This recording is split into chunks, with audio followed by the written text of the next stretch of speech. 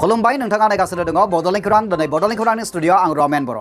निहिर बसुमतारिया गावनि फिसाय आरो साथाम गथ'फोरखौ गारनानै खारखुमा लांनानै दङ। चिरां रुनिखाता चिरां जिल्लानि उत्तर रुनिखाता गामिनि थागिबि रन्जन बसुमतारिनि अनजालि बिसि निहिर बसुमतारिया गावनि फिसाय आरो गावनि आंगो साथाम फिसाफोरखौ थांनाय 1 आगस्ट खालि गावनि न'खौ नागारनानै दिनैसिमहालागै गोमानानै दङ। दा आंनि हिन्जावा खारदों दाख्लै 1 थारिखआव 1 थारिख 2:30 समाव ओमफ्राय दा आं बेखौ मोननो लुगैयो। ओमफ्राय गथ'फ्रा गाबगासिनो साथाम दङ। दा गथ'आ सासे अनलाइन क्लास दङ। ओमफ्राय बेबो एकदम दुखु जागासिनो लेखाखौनो लिरनो हाया फरायनो हाया जागासिनो उन्दैयाबो गाबगासिनो। रन्जन बसुमतारिया गावनि अनजालि बिसि निहिर बसुमतारिखौ गथ'फोरनि मोखां नायनानै जाहाथे गावनि न'आव गिदिंबोफिनो खौरां बिजोंनि गेजेरजों गुरैयै खावलायहरदों। ओरैनो आदाया मा खारनाव नोंनि बिसिया बिदि थांदों होननानै सानो नोङो? आङो बांद्राय रं नाम्बार रायलायनायखौ SMS गेलेनायफोरखौ रायबाय थायोमोन। आरो आं दाख्लै सोबादों। सोबानायाव बियो गामियाव थांनानै दरखास्त लिरनो थांबाय बियो। ओमफ्राय आं बुंबाय रायबाय आङो मानो लिरनांगौ माखौ दुखु मोनदों होननानै आं बेखौनो बुंबाय। ओमफ्राय दा बेखौनो दुखु मोननानै बियो 2:30 समाव हर आंनो फैसा 500 थाखा आं मुलायनो गुरुबासेयाव होनबाय बियो। दाना थांबाय मबाइल फिसाखौ हर होनबाय। दाना हरबाय आंबो बिमा मबाइल मुलि लाबोफा होनबाय आङो। दा दे होनबाय बे थांबाय बेनिफ्राय मबाइला सुइच अफ दासिम गैया। बिथाङा फोरमायो दि थांनाय 1 आगस्टनिफ्रायनो बिमा खारजालांनायनि दाहाजों साथाम गथ'फोरा बिमा गोदावना गाबगासिनो दङ। लोगोसे जेबो जाहोन मोनथिया लासेनो गावनि असे फिसाफोर आरो गावनि न'खरखौ गारनानै खारखुमा लांनायनि जाहोनखौ फैनानै खोन्थाफैनो एबा न'आव गामियाव फैनानै रायजो राजाफोरजों बिसार खालामनानै जेंनाखौ स्रा खालामनो थाखाय बिथां रन्जन बसुमतारिया गावनि अनजालि बिसिखौ गुरैयै खावलायहरदों। दाबो बिहाबो हिन्जाव दं बादि खोनादों आङो। दाथ' हिन्जाव दंनो ओमफ्राय गथ' सानै दंनो बिहाबो। दा अननानै बेखौ खनसेखौ फैहो लानोबाला नोंसोरो उनाव बिसारा खनसे लुगैयो आं न'खरनि मानसिफ्राबो खावलायदों। ओरै हिन्जावनि न'खरनि खावलायमा बिगुमैफ्राबो बिब'बाबो फैनो थिनदों। दा ओमफ्राय आंबो एसे बिसार लुगैदों। ओमफ्राय गावसोर मा सानलायो लायलायबा लालायबाय उनाव बिसारखौ आं जेरैबाबो लुगैदों आरो। लोगोसे रन्जन बसुमतारिया गावनि अनजालि बिसिखौ क'क्राझारनि बिसि थाखानाय अमानन्द होननाय सासे हौवाजों दोनखारलांना खारखुमानानै दं होनना सन्देह खालामनायखौ खौरां बिजोंनि गेजेरजों फोरमायथिदों। दाथ' जेबो डकुमेन्टस मोनलाङाखै बे दा अबाव थांगोन बादि आंथ' मिन्थिया। हौवाया क'क्राझारनिनो सिनायो आङो। दा मोनबाय फटकबो। दा आं दाख्लै सेबदोंमोन मोनदों। मोननानै ओमफ्राय गाव खोन्थाबाय क'क्राझारनि आं ओरैबादि जाबाय आंखौ जेबो दासानसै होनबाय बियो। ओमफ्राय दे अरजाला दे होनबाय आङो। रन्जन बसुमतारिया फोरमायबावो दि बै सासे हौवाजों माब्लाबा खेबसे रायज्लायनायबो जाबाय आरो बै हौवानि गासैबो थं एबा जानबुं नम्बरफोराबो रन्जन बसुमतारिनियाव दंजोबखायो होननाबो बिथाङा फोरमायथियो। दा आङो सानो दा फैफिननांगौ मोनसे फायसला जानांगौ। ओमफ्रायो साराय जानांगौ जेनेबा ओरै गथ'फ्राबो गाबगासिनो दा फैनांगौ रायलायनांगौ बिसार लुगैयो आङो। दा बेखौनो आंबो मावनो दांनो आखाइ फैयाखिसै गथ'फोरनि गाबनायखौ नुनानै। रन्जन बसुमतारिया गावनि अनजालि बिसि निहिर बसुमतारि आरो बै दोनखारलांग्रा हौवानि हेंथायै रुनिखाता पुलिस थानायाव एजाहारबो दाखिल खालामबाय होननानै मिथिनो मोननाय जादों। लोगोसे गावनि असे बिसि निहिर बसुमतारिखौ जेरावखि लोगो मोना मानो हमनानै दोननो एबा खोन्थाहरनो थाखाय फट'जों लोगोसे जानबुं नम्बरखौ नागिरनो नोंथांमोननो शेयार खालामदों। बिथांनि फन नाम्बारा जाबाय 9864793653। बबेयावबा नुबाय बायब्ला नोंथाङा बे फन नाम्बाराव बे हिन्जावनि बागै खौरां हरनो हागोन। गसाइगावनिफ्राय फुंखा बरगयारिनि रिपर्ट बड'लेण्ड खौरां। गोजौ फरायसालिनि एपइन्टमेन्टखौ फैगौ आगस्ट दाननि 12 एबा 13नि गेजेराव होनाय जागोन बे खोथाखौ बुंदों प्रमद बर' बिथाङा। नंगौ नायगिरि नोंथांमोननि थाखाय मोनसे गिदिरथार खौरां। गसाइगाव महकुमानि सिङाव थानाय गुबुन गुबुन जायगायाव बिटिआरनि चिफ प्रमद बर' बिथाङा लामा बेखेवनाय खामानिखौ मावफुंदों। আমি আধাৰশিলা স্থাপন কৰিছোঁ। গোসাইগাঁও অঞ্চলৰ বিভিন্ন জাগা ৰাস্তা ঘাট বহুত নিৰ্মাণ কৰা হোৱা নাই, দলং নাই, বহুতখিনি জৰাজীৰ্ণ অৱস্থাত আছে। চ' আজিৰ পৰা আমি শুভ আৰম্ভ কৰিছোঁ। আজি প্ৰায় 15 কিলোমিটাৰ ৰাস্তা বিভিন্ন ঠাইত আমি ফাউণ্ডেশ্যন ষ্ট'ন লে কৰিছোঁ আৰু ইয়াৰ পিছত বিভিন্ন কাম কাজ স্কুল নিৰ্মাণ কৰা স্কুলৰ বাউণ্ডাৰী ৱাল স্কুলৰ আৰ্ট ফিলিং এই কামবিলাকো আৰম্ভ হৈছে আৰু এতিয়া আমি ভাবিছোঁ যে যিহেতু শান্তি স্থাপন হ'ল কোভিডৰ প্ৰব্লেম লাহে লাহে সমাপ্ত হৈ গৈছে এতিয়া আমাৰ কাম কাজবিলাক আৰম্ভ হ'ব बेनिनो लांदांगुरि गुदि फरायसालिनिफ्राय लानानै जारागुरि गलादाङि गासग्रा लामासिम गासै 2.5 किलोमिटार गोलाव लामाखौबो बेखेवनानै होफैयो দীৰ্ঘদিন ধৰি বড়োলেণ্ডৰ ৰাইজে পৰিৱৰ্তন বিচাৰিছিলে আৰু সেই পৰিৱৰ্তনৰ কাৰণে UPPL BJP চৰকাৰ আহিছে আৰু সেই চৰকাৰখনে এতিয়া ৰাইজৰ কাম কৰিবলৈ আমি ইতিমধ্যে আৰম্ভ কৰিছোঁ আৰু অতি শীঘ্ৰে ৰাইজে এটা পৰিৱৰ্তন এটা পৰিৱেশ দেখিবলৈ পাব মই হিটো ৰাইজৰ আগত এই কথাটো ক'ব बे हाबाफारियावनो बाहागो लानानै प्रमोद बर' बिथाङा खौरांगिरिफोरनि सिगाङाव बुंथियो दि BTR नि सिङाव थानाय गासै भेन्सार फरायसालिफोरखौ थाबैनो प्रभिन्सियेलाइज खालामनाय जागोन होनना बिथाङा बुंथियो ক'বলৈ বিচাৰিছোঁ भेन्सार স্কুলৰ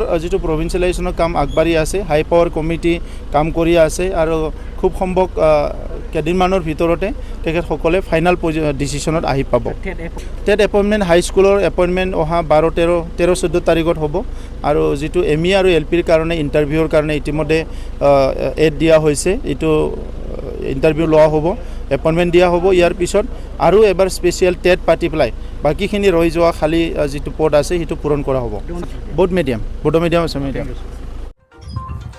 लोगोसे गोजौ फरायसालिनि टेट उथ्रिसारनायफोरनो थिसनलाइ बिलाइ एबा एपइन्टमेन्ट लेटारखौ बोहैथि दाननि 12 बा 13 अक्ट'नि गेजेरावनो होनाय जागोन होननानैबो रोखायै बुंथियो गसाइगावनिफ्राय फुंखा बरगयारिनि रिपर्ट बड'लेण्ड खौरां गसाइगावआव 35 लाख रांनिबो बांसिन ड्राग्स बोखांनायखौ लानानै गसाइगाव पुलिसनि खौरांगिरि बेल क'क्राझार जिल्लानि गसाइगाव पुलिस थानानि ग्राहामपुर दिंदिङा लामायाव बुधबाराव पुलिसा गोबां बिबांनि फेग्रा टेब्लेट बोखांनायजों लोगोसे सासे फालांगिखौ हमखांनाय लोगो लोगो गसाइगाव महकुमानि पुलिस सौरभ गुप्ता आरो गसाइगाव पुलिस थानानि अमरज्योति बाइलेंगे बिथांमोना खौरांगिरि मेलनि गेजेरजों जाथायनि सायाव रोखायै फोरमायनानै होयो যোৱাকালি গোসাইগাঁও পুলিচ স্টেশন লগত এটা অপাৰেশ্যনটো হৈছে তাতে আমনে 5000 নাম্বাৰস অফ মেথেমফেটামিন WB ট্যাবলেট সিজ কৰাছে তাতে হিউজ কোয়ান্টিটি আছে এতিয়া কিবা মানুহ আছে তাতে ট্যাবলেট খাইছে সাপ্লাই কৰি আছে যিমান ইয়ং ল'ৰাজন আছে তো the officer in charge Gosaigaon he planned an operation इनकी लीडरशिप में आता ऑपरेशन को हुई से सक्सेस पाई से 5000 टैबलेट सीज करा से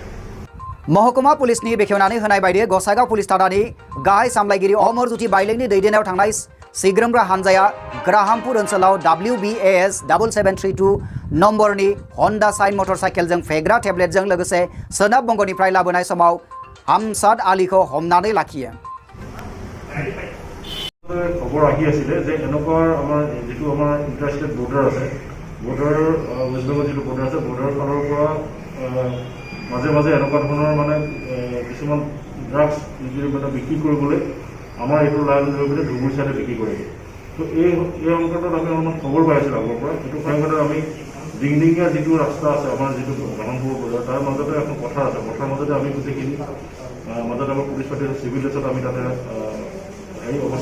अदेबानि गसाइगावआव पुलिस थानानि गाहाय सामलायगिरि अमरज्योति बाइलें बिथाङा जाथायनि सायाव गुवारै बेखेवनानै फेग्रा टेब्लेटनि बेसेनखौ 35 लाख रांनिबो बांसिन जागोन होननानै फोरमायथियो অৱস্থান কৰি পিনে আমি পথাৰ মাজত ধৰোঁ ধৰাৰ পিছতে তাক চাৰ্জ কৰা হয় চাৰ্জ কৰোঁতে তেতিয়া 5000 টেবলেট ড্ৰাগছ যিটো ড্ৰাগছ কথা কৈছে এই ড্ৰাগছটো একচুৱেলি ড্ৰাগছ টেবলেট হয় আৰু ইয়াতে তাতে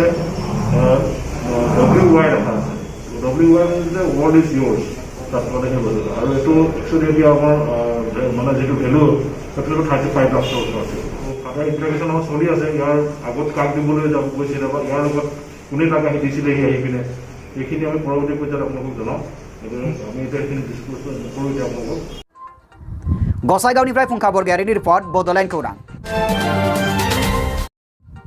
दरंगाजुलि ब्लक UPPLआबो UPPL नि 6थि गायसनथि सान फालिदों 26 नং दरंगाजुलि ब्लक कमिटिया 2 नং दक्षिण कुमारिकाता प्राइमारिनि सिङाव UPPL दोलोनि 6थि जोनोम सानखौ जों बेयाव आमबारि सुरभेरा आनसलिक हाई स्कुलाव खुंदों दा बेयाव जोङो गासैबो जोंनि UPPL दोलोनि गासैबो मावथांखि UPPL दोलोनि लक्ष्य उद्देश्य बेफोरखौ जोङो सावरायगोन जोंहा बेयाव फ्लेग हइस्ट जादों। बेनि उनाव मार्टियार्सफोरखौ गोसोखांनानै जों बिबार बावनाय हाबाफारि लादों आरो लोगोसे अपेन मिटिं मोनसे बे हाबाफारिजों लोब्बा लाखिनानै लानाय जादों। दा बुंनो थाङोब्ला कभिड प्रट'कलनि थाखाय माखासे जौगानायनि खामानिफ्रा लासै जादों आरो जोङो माखासे इउपिपिएल लोगोसे बिजेपि एजिपि जयै सरकार सालायनायाव माखासे खामानिफोरखौ मावलांगासिनो दङ। मख'नो गोनांदि जे तामुलपुर ओनसोलाव जे गंसे मेडिकेल कलेज गायसनजाबाय आरो लोगोसे तामुलपुरखौ जिल्ला हिसाबै मर्यादा होदों आरो बिदिनो गुबुन गुबुन बिफानफोरनि खामानिफोरा सोलिगासिनो दङ। जोङो 100% इउपिपिएल दोलोआ खामानि मावगासिनो दङ दोलोनि जानानै। दा बेयाव जोङो जोंनि बिजाद इउपिपिएल दोलोनिनो बिजाथि मोनगोन आरो बेयाव जोङो 100% जोङो साक्सेस जागोन होननानै जोंहा आसा दङ। बे दिनैनि जि जोनोम सान इउपिपिएलनि बे गोथार सानजों लोब्बा लाखिनानै आं गासैबो रायजो राजाखौ गोजोन थासारिजों लोगोसे इउपिपिएल दोलोनि जानानै जोंनि इउपिपिएल हान्जानि गासैबो बिबानगिरि आरो रायजो राजाखौ आं बे समाव साबायखर बावो आरो हामलायथि बावहरो। बाक्सा जिल्लानि 22 नं दरंगाजुलि ब्लक इउपिपिएल दोलोआ खुंगा 6थि बोसोरसालिया गायसनथाय सानखौ आमबारि सुरुभेरायाव फालिनायखौ नुनो मोननाय जादों। इउपिपिएलनि जोनोम सान बे जोनोम सानखौ जोङो गाजा गोमजायै दरंगाजुलि ब्लकआ जों दिनै फालिदों आरो जोंनि थांखिया जाहैबाय इउपिपिएल हान्जानि जि थांखि गासैबो सुबुं माहारिफोरनि गोजोन खौसेथि आरो थामोनथानि थाखाय जोङो जुजिलांदों आरो जौगानाय खामानिनि थाखाय जोङो जिहेतु बे ओनसोला गोबां बोसोरनिफ्रायनो गोबां जेंनायाव दङ, जौगायाखै बा गुबुन गुबुन बिथिङाव जों जौगानायखौ नुनो मोनाखै। दा बेनिखायनो इउपिपिएल हान्जानि गेजेरजों जों बे गासै बिटिआर ओनसोलखौ आरो बिटिआर ओनसोलाव थानाय बा जोंनि बड'लेण्ड ओनसोलाव थानाय जि रायजो राजा गुबुन गुबुन सुबुं माहारिफोर बै सुबुं माहारिफोरखौ खौसेथि गोजोननाय आरो जौगानायनि फारसे लांहोनो थाखाय जोंनि इउपिपिएल हान्जाया आगान सुरदों। दा बेखायनो दिनैनि इउपिपिएलनि जोनोम सानजों लोब्बा लाखिनानै जोङो 26 नं दरंगाजुलिनिफ्राय मोनसे खोथाखौनो बा मोनसे मेसेज होनो लुबैदों जे जोङो बिटिआर ओनसोलाव थानाय गुबुन गुबुन हारि माहारिफोरनि खौसेथि जौगानायनि थाखाय जोङो जेब्लायबो खामानि मावलांगोन। दिनै जोङो बिजेपि इउपिपिएल आरो जिएसपि मोनथाम राजखान्थि हान्जाजों सरकार दादों जेनेबा बिटिआरआव। खिन्थु बाथ्राया जाहैबाय मा जोंनि सरकार दानाय लोगो लोगोनो जोङो कभिडनि मोनसे गिख्रंथाव थासारिया सारा मुलुगखौ साग्लोबसारदों। दा बे साग्लोबसारनायनि थाखाय जोंनि ओनसोलफोराव जों माखासे जौगालु खामानिफोरखौ जोङो गोख्रोङै जों मावलांनो हायाखै। थेवब्लाबो जेसेबां हागौ एसेबां जोङो माखासे जौगालु खामानिफोरखौ दिनै मावगासिनो दङ। दा जों तामुलपुरखौ जों जिल्ला हिसाबै मोननो हाबाय। दा नैबे बिटिआर सुक्तिनि गेजेरजों जोङो जे तामुलपुराव जों मोनसे मेडिकेल कलेज मोननो हाबाय। दा बेबायदिनो जों गुबुन गुबुन दिनै जोङो बाक्सा जिल्लायावनो बा जोङो दिनै कुमारिकाटा ओनसोलाव जों पाग्ला दालांखौ जों मोननो हादों। दा बेनि अनगायैबो दिनैनि बे गिख्रंथाव थासारियावबो जोङो बिजेपि जिएसपि इउपिपिएल मोनथामबो राजखान्थि हान्जाया बे ओनसोलाव गोजोन खौसेथिनि थाखाय जों खामानि मावलांनो हादों। बे फालिथायनि नुथायखौ नायगिरनो नोंथांमोना जों दिन्थिनो नाजाबाय। আপোনালোকক মই উল্লেখ যাচিছোঁ যিয়ে নহওক বতৰটো আমি কাৰ্যসূচীবিলাক চলাই যাব লাগিব। তো বিশেষ ক'বলগীয়া নাই। যিয়ে নহওক ইউপিপিএল দল আজি 6টা বছৰত আমি আহি পালোঁ। এই কম বয়সীয়া এটা দল, সেই দলটোক আমি সকলোৱে আঁকোৱালি ল'ব লাগিব। এইটো লালন পালন কৰা আমাৰ সকলো সদস্যই ইয়াত অংশগ্ৰহণ কৰিব লাগিব আৰু আমাৰ উদ্দেশ্যই আমাৰ যি ইউপিপিএল দলৰ উদ্দেশ্য সেই উদ্দেশ্যটো আমাৰ মাজত শান্তি আহিব লাগে। আমাৰ गोजोनथाव दिनैनि दिना माने मोजां दिन। दिनै जोंहा इउपिपिएल 6 बोसोराव आगान सुरबाय। 2015नि 1 सेप्तेम्बर मासावहाय आगस्ट मासावहाय जोनोम जादोंमोन। दिनै बे दिना फैबाय, फैयै फैयै 6 बोसोराव आगान सुरबाय। दा खोब गोजोनथाव बाथ्रा, मानो होनबा बे इउपिपिएल दला दिनैसो 6 बोसोरनि सासे गथ' बायदि। 6 बोसोरनि गथ'आ जिखिनि रोंनांगौ थिग बेबायदिनो दिनै बे इउपिपिएल हान्जाया जिखिनि मावनो थाखाय आखायाव लादों बा जिखिनि आग बारायलांनांगौ बेबायदि आग बारायनो थाखाय दिनै थांखि लागासिनो दङ। आरो दिनै बिटिआर सुक्तियावहाय जिखिनि जोंहा दफाफोर दंमोन बे दफाफोरखौ मावफुंनो थाखाय दिनै जेसे हागौ एसे जोंहा सार प्रमद बर'आ नाजागासिनो दङ। जायनि जाहोनाव दिनै तामुलपुर डिस्ट्रिक्टआवहाय केन्सार मेडिकेल लुनांगौ आरो बे लुनांगौ हाबाफारियाव दिनै आगान सुरनानै दाख्लैसो थांनाय मा बारमोनथाय बावलायलांबाय 25 जुलाइ खालि बेयो मा होनना बुङो गायसन जाबाय गतिके आरो बेबायदिनो जोंहा कुमारि खाटायावबो मडेल कलेज बिनि सिगांनो बेबो गायसन जाखांबाय आरो बेजों लोगोसेनो गोबां दिनै मावनो थाखाय आखायाव लानायफोरखौहाय रोखायै मावनो थांनायखौहाय जों नुगासिनो दङ गतिके जोंहा दिनै सासे गथ' बायदि गोदान जोनोम मोननाय बे 6 बोसोरिया मोनसे जोंनि राजनितिक हान्जा बे राजनितिक हान्जाया दिनैसो सरकार दानाया 1 बोसोरनियावहाय आगान सुरगासिनो दङ गतिके बे मावनो थाखाय सम लागोन गतिके जोङो साफ्रोमबो रायजो राजाफ्रा जोङो माने हाखु दाखु जानाङा आं बेखौ खावलायनो लुबैदों नैबे मिडियानि गेजेरजोंहाय मानो होनबा जों बयबो मिथिगौ नैबे मोनसे महामारिया जोंखौहाय गासैखौबो माने बिराद माने उनफिन होबाय जोङो जेरैबायदि जोङो आवगायनांगौमोन जेरैबायदि जोङो दावगालांनांगौमोन बेबायदि जोङो रावबो दावगानो हायाखै दिनै जों बेरा फारफ्रोमथिंबो जोङो उन जानानै दङ सरकारनि हाबाफारि फारसे जोङो गावबा गावनि पार्सनेल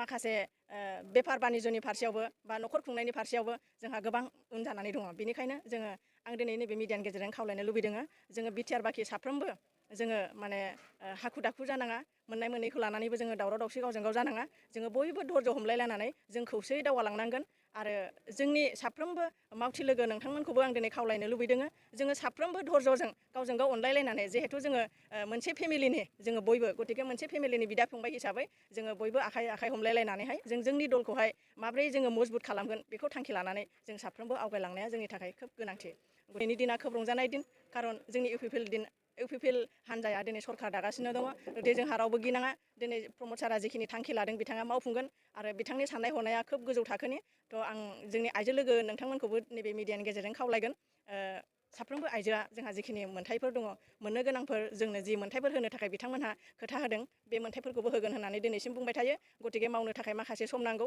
बे समखौहाय जोङो साफ्रोमबो गोसो गोथारै मोजां गोसो लानानै जों नेनानै थानांगौ गतिके बेखौनो आं नैबे मिडियानि गेजेरजों फोरमायबाय गोजोन्थों निउज एक्स रिपर्ट बड'लेण्ड खौरां दानिया सम सफैबाय बड'लेण्ड खौरांनि गासैबो नागिरो नोंथांमोननिफ्राय बिदाय लानायनि बड'लेण्ड खौरांनि गासैबो नागिरो नोंथांमोननिसिम अननाय मोजां मोननाय आरो सिबिनायखौ बावहरफिनबाय आरो दिनै रादाबखौ एसेबां फोजोबबाय गोजोन्थों।